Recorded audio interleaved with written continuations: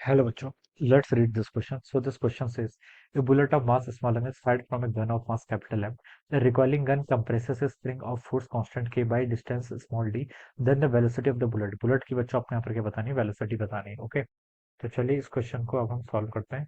तो velocity of the यहाँ पर आपको बुलेट बतानी है. ठीक है, तो बच्चों देखिए इस क्वेश्चन का की कॉन्सेप्ट ऑफ क्या लिख सकते हैं. मोमेंटम कंजर्वेशन का यूज करेंगे. ठीक है, बुलेट है जिसका मास स्मॉल है is fired from the gun of mass capital M. ठीक हो गया. The recoiling gun compresses a spring of force constant K by distance D. और लेट स्प्रिंग क्या करेगी, देखिए स्प्रिंग के पास क्या होगी, इनिशियली कुछ ना कुछ पोटेंशियल एनर्जी होगी. ठीक है, then the velocity of the bullet.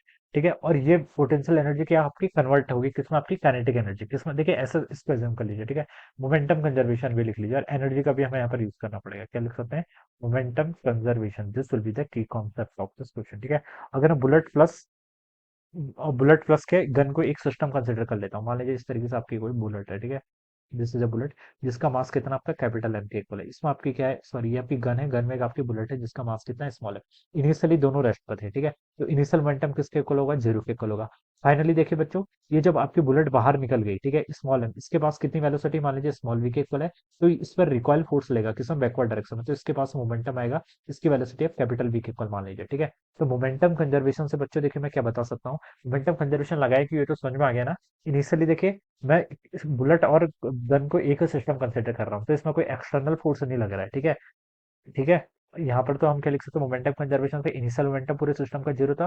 Finally आपका स्मॉल एम प्लस वी. ठीक है, ये किसके इक्वल होगा आपका, प्लस आपका कैपिटल एम इंटू वी के. इसको आप ऐसे लिख लीजिए, यहाँ से इक्वल होगा, या फिर इसको ऐसे लिख लीजिए. मोमेंटम है ना, ये तो आपका, अगर मैं एक सेट को पॉजिटिव कंसिडर कर लेता हूँ, ये आपकी पॉजिटिव एक्स है. ठीक है, मोमेंटम वेक्टर क्वांटिटी डायरेक्शन का बिल्कुल ध्यान रखना है. इसको पॉजिटिव कंसिडर किया है, तो जो इसका मोमेंटम होगा किसका, गन का, वो माइनस एम वी के इक्वल हो जाएगा. तो यहाँ से आप V, velocity of the bullet बताना है, यानी कि स्मॉल वी की वैल्यू बतानी है. तो यहाँ से स्मॉल एम डिवाइडेड बाय आपका कैपिटल एम टाइप्स आपका क्या, कैपिटल वी के इक्वल हो जाएगा. ठीक है, ये आपका एक इक्वेशन आ गई. ठीक है, अब हमें देखिए यहाँ पर से small M capital M question में गिवन करके इस कैपिटल वी को रिमूव करना है. कैपिटल वी को रिमूव करने के लिए कोई इन्फॉर्मेशन दी है, बिल्कुल दी है.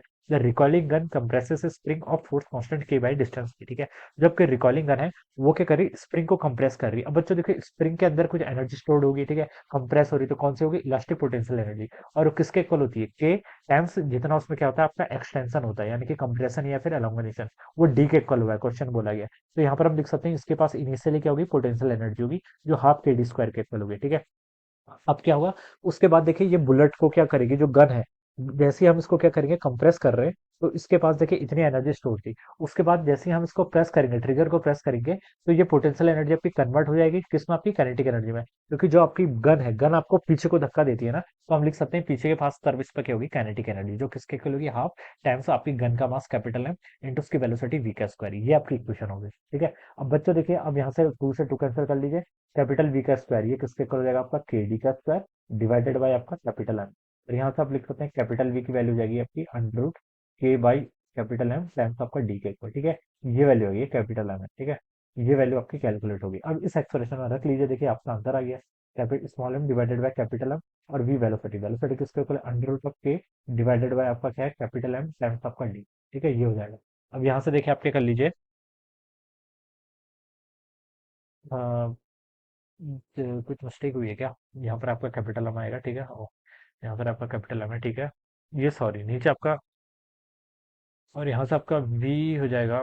यहाँ पर देखिए, यहाँ पर थोड़ी सी मिस्टेक कर दिया मोमेंटम कंजर्वेशन लगाते टाइम. ठीक है, मतलब कैलकुलेशन करते टाइम वी इसका इस साइड चला जाएगा. ठीक है, तो ये कितना होगा आपका, capital M times V divided by आपका स्मॉल एम होगा. ठीक है, ये टर्म आएगी.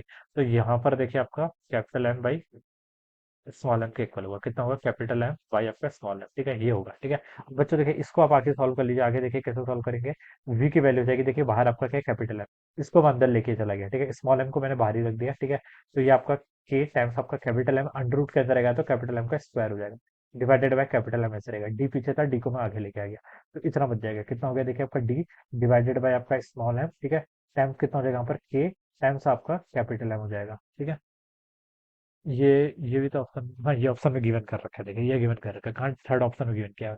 So this must be the right answer of the question. Option 3 क्या होगा इस क्वेश्चन के करस्पॉन्डिंग फिर आपका राइट आंसर. ठीक है, तो बच्चों इस तरीके से हम क्या करेंगे, इस क्वेश्चन को सॉल्व करेंगे. Alright, so I hope you all understood this concept. All the best and thank you.